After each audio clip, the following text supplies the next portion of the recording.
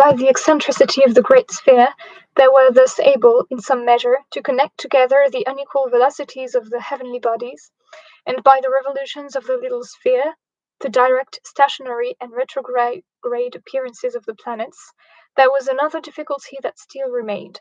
Neither the moon nor the three superior planets appear always in the same part of the heavens, when at their periods of most retarded motion, or when they are supposed to be at the greatest distance from the earth.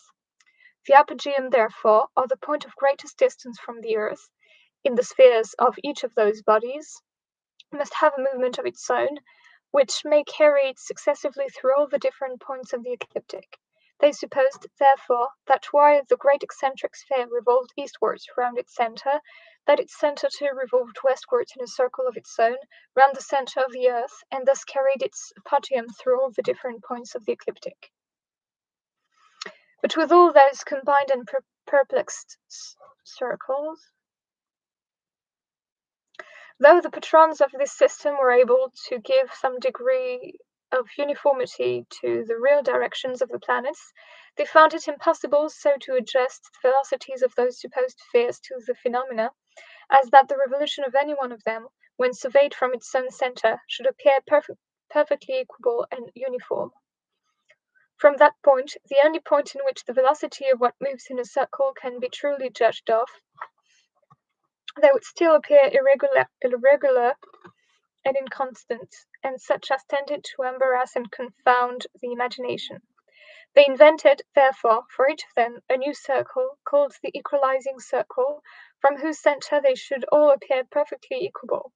That is, they so adjusted the velocities of these spheres, as that, though the revolution of each of them would appear irregular when surveyed from its own centre, there should, however, be a point comprehended within its circumference, from whence its motions should appear to cut off, in equal times, equal portions of the circle, of which that point was the centre. Nothing can more evidently show how much the repose and tranquillity of the imagination is the ultimate end of philosophy than the invention of this equalizing circle. The motions of the heavenly bodies had appeared inconstant and irregular, both in their velocities and in their directions. There was such, therefore, as tended to embarrass and confound the imagination whenever it attempted to trace them. The invention of eccentric spheres, of epicycles, and of the revolution of the centres of the eccentric spheres, of epicycles and and of the revolution of the tended to allay this confusion, to connect together those disjointed appearances, and to introduce harmony and order into the mind's conception of the movements of those bodies. It did this, however, but imperfectly. It introduced uniformity and coherence into their real directions. But their velocities, when surveyed from the only point in which the velocity of what moves in a circle can be truly judged of, the centre of that circle still remained, in some measure, inconstant as before, and still, therefore, embarrassed the imagination. The mind found itself somewhat relieved from these embarrassments when it conceived that how irregular soever the motions of each of those circles might appear, when surveyed from its own centre, there was, however, in each of them a point from whence its revolution would appear perfectly equable and uniform, and such as the imagination could easily follow. Those philosophers transported themselves, in fancy, to the centres of these imaginary circles, and took pleasure in surveying from thence all those fantastical motions, arranged according to that harmony and order which it had been the end of all their researches to bestow upon them. Here, at least, they enjoyed that tranquillity and repose which they had pursued through all the mazes of this intricate hypothesis. And here they beheld this, the most beautiful and magnificent part of the great theatre of nature, so disposed and constructed that they could attend, with ease and delight, to all the revolutions and changes that occurred in it. These, the system of concentric, of that, and that of eccentric spheres, seem to have been the two systems of astronomy that had most credit and reputation with that part of the ancient world who applied themselves particularly to the study of the heavens. Cleanthes, second head of the Stoic school, succeeding its founder, Zeno of Citium. However, and the other philosophers of the Stoical sect who came after him appear to have had a system of their own, quite different from either.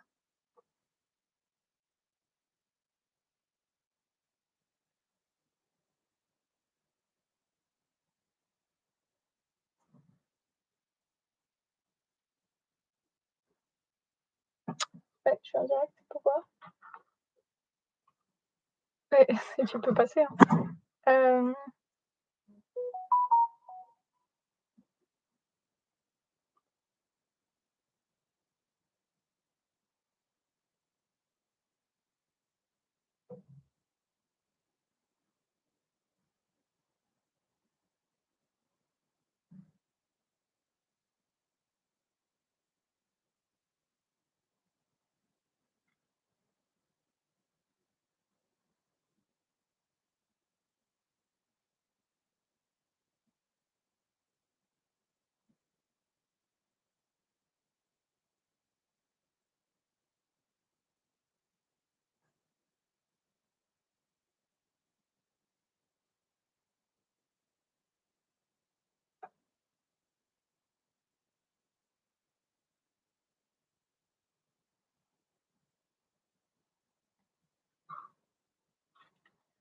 But, though justly renowned for their skill in dialectic, and for the security and sublimity of their moral doctrines, those sages seem never to have had any high reputation for their knowledge of the heavens. Neither is the name of any one of them, Posidonius was a notable exception, ever counted in the catalogue of the great astronomers and studious observers of the stars among the ancients. They rejected the doctrine of the solid spheres, and maintained that the celestial regions were filled with the fluid ether of too yielding a nature to carry along with it, by any motion of its own, bodies so immensely great as the sun, moon, and 5 planets. These, therefore, as well as the fixed stars, did not derive their motion from the circumambient body, but had each of them in itself, and peculiar to itself, a vital principle of motion, which directed it to move with its own peculiar velocity and its own peculiar direction. It was by this internal principle that the fixed stars revolved directly from east to west in circles parallel to the equator, greater or less, according to their distance or nearness to the poles, and with velocities so proportioned that each of them finished its diurnal period in the same time, in something less than 23 hours and 56 minutes. It was, by a principle of the same kind, that the sun moved westwards, for they allowed of no eastward motion in the heavens, but with less velocity than the fixed stars, so as to finish his diurnal period in 24 hours, and consequently to fall every day behind them by a space of the heavens nearly equal to that which he passes over in 4 minutes, that is, nearly equal to a degree. This revolution of the sun, too, was neither directly westwards nor exactly circular, but after the summer solstice, his motion began gradually to incline a little southwards, appearing in his meridian today further south than yesterday, and tomorrow still further south than today, and thus continuing every day to describe a spiral line round the earth, which carried him gradually further and further southwards, till he arrived at the winter solstice. Here this spiral line began to change its direction, and to bring him gradually every day further and further northwards, till it again restored him to the summer solstice. In the same manner they accounted for the motion of the moon and that of the 5 planets, by supposing that each of them revolved westwards, but with directions and velocities that were both different from one another, and continually varying, generally, however, in spherical lines, somewhat inclined to the equator.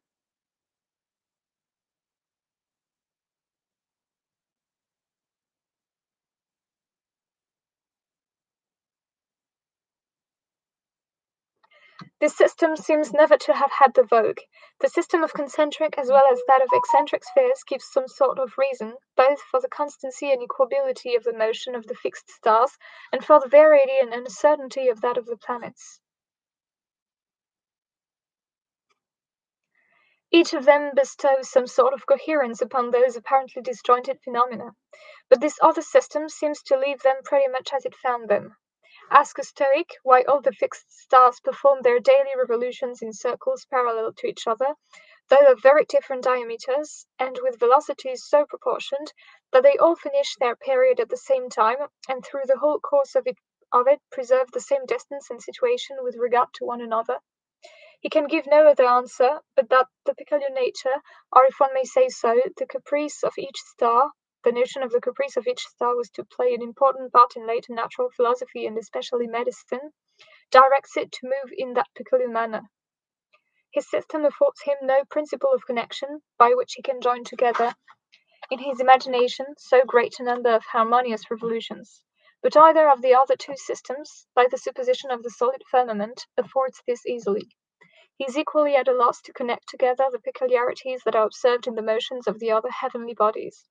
The spiral motion of them all, their alternate progression from north to south and from south to north, the sometimes accelerated and again retarded motions of the sun and moon, the direct retrograde and stationary appearances of the planets, all these have in his system no bond of union, but remain as loose and incoherent in the fancy as they at first appeared to the senses, before philosophy had attempted, by giving them a new arrangement, by placing them at different distances, by assigning to each some peculiar but regular principle of motion, to methodize and dispose them into an order that should enable the imagination to pass as smoothly and with as little embarrassment along them as along the most regular, familiar, and coherent appearances of nature.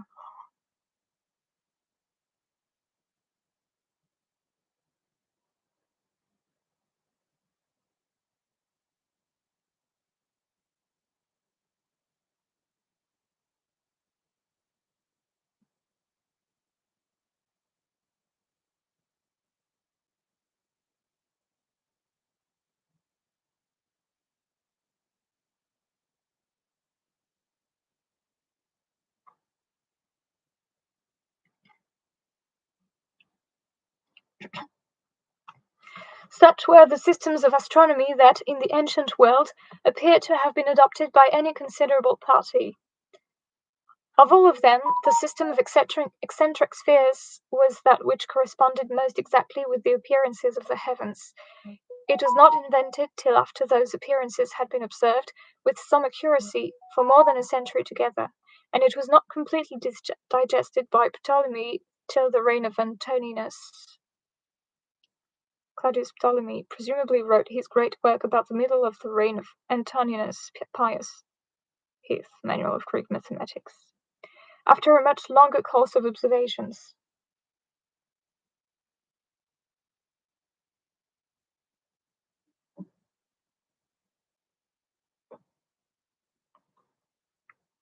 We cannot wonder, therefore, that it was adapted to a much greater number of the phenomena than either of the other two systems, which had been formed before those phenomena were observed with any degree of attention, which, therefore, could connect them together only while they were thus regarded in the gross, but which, it could not be expected, should apply to them when they came to be considered in the detail.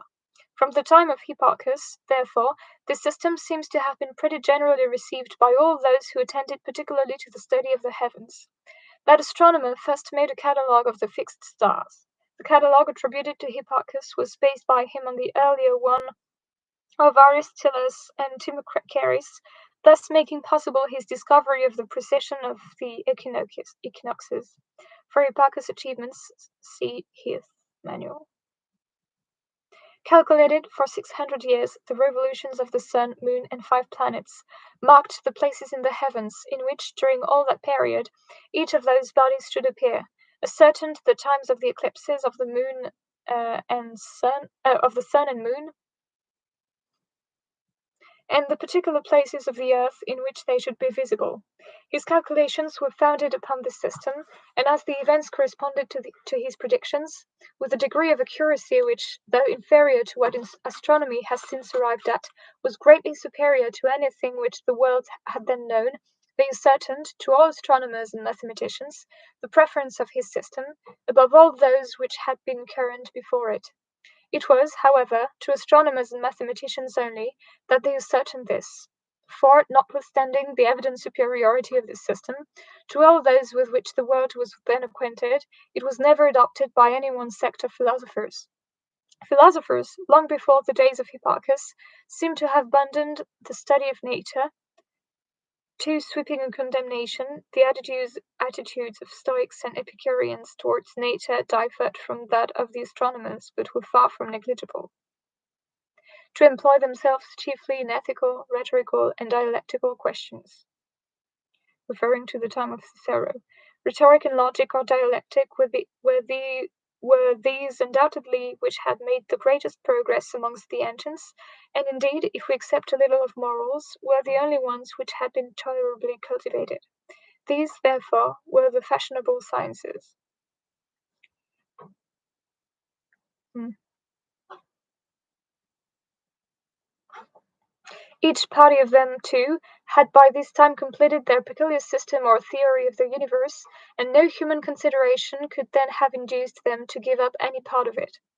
That supercilious and ignorant contempt, too, with which at this time they regarded all mathematicians, among whom they counted astronomers, seems even to have hindered them from enquiring so far into their doctrines as to know what opinions they held. Neither Cicero nor Seneca, who have so often occasion to mention the ancient systems of astronomy, take any notice of that of Hipparchus. His name is not to be found in the writings of Seneca. It is mentioned but once in those of Cicero in a letter to Atticus, but without any note of approbation as a geographer and not as an astronomer. Plutarch, when he counts up, in his second book concerning the opinions of philosophers, all the ancient systems of astronomy, like Copernicus, Smith assumes the genuineness of the Placita Philosophorum preserved among the writings of Plutarch. On its real origin, see J. Burnett, Early Greek Philosophy. Never mentions this, the only tolerable one which was known in his time. Those three authors, it seems, conversed only with the writings of philosophers. The elder Pliny, indeed, a man whose curiosity extended itself equally to every part of learning, describes the system of Hipparchus, and never mentions its author, which he has occasion to do often, without some note of that high admiration which he had so justly conceived for his merit. Such profound ignorance, while Cicero would probably have been incapable of following the mathematical arguments, his remarks relating to what he might call philosophy of science have a distinctively modern ring. In those professed instructors of mankind, with regard to so important a part of the learning of their own times, is so very remarkable that I thought it deserved to be taken notice of, even in this short account of the revolutions of philosophy.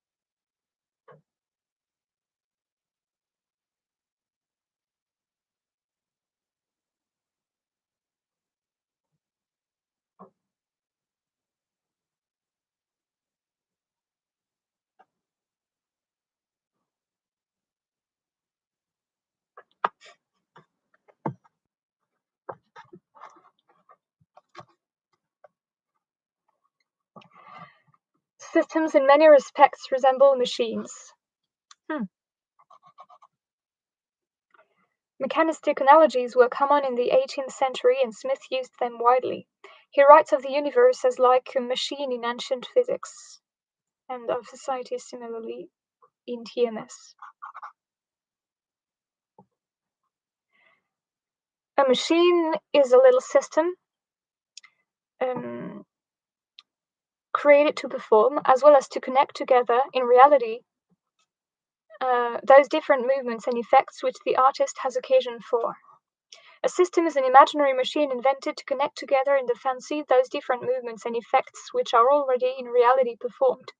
The machines that are first invented to perform any particular movement are always the most complex, and succeeding artists generally discover that, with fewer wheels, with fewer principles of motion than had originally been employed, the same effects may be more easily produced. Languages 41. All machines are generally, when first invented, extremely complex in their principles, and there is often a particular principle of motion for every particular movement which it is intended they should perform. Succeeding improvers observe that one principle may be so applied as to produce several of those movements, and thus the machine becomes gradually more and more simple, and produces its effects with fewer wheels and fewer principles of motion. Smith compares with this the development of languages from original complexity to later simplicity, but considers that, while the process of simplification makes machines more and more perfect, it makes languages more and more imperfect. The whole passage recurs in summary from form in LRBL. The first systems, in the same manner, are always the most complex, and a particular connecting chain, or principle, is generally thought necessary to unite every two similarly disjointed appearances. But it often happens that one great connecting principle is afterwards found to be sufficient to bind together all the discordant phenomena that occur in a whole species of things. How many wheels are necessary to carry on the movements of this imaginary machine, the system of eccentric spheres? The westward diurnal revolution of the firmament, whose rapidity carries all the other heavenly bodies along with it, requires one. The periodical eastward revolutions of the sun, moon, and 5 planets require, for each of those bodies, another. Their differently accelerated and retarded motions require that those wheels, or circles, should neither be concentric with the firmament nor with one another, which, more than anything, seems to disturb the harmony of the universe. The retrograde and stationary appearance of the 5 planets, as well as the extreme inconsistency of the moon's motion, require, for each of them, an epicycle, another little wheel attached to the circumference of the great wheel, which still more interrupts the uniformity of the system. The motion of the apogee of each of those bodies requires, in each of them, still another wheel, to carry the centres of their eccentric spheres round the centre of the earth. And thus this imaginary machine, though perhaps more simple, and certainly better adapted to the phenomena than the 56 planetary spheres of Aristotle, was still too intricate and complex for the imagination to rest in it with complete tranquillity and satisfaction. Je m'arrête là, désolée. J'en serai au paragraphe 20, page 67.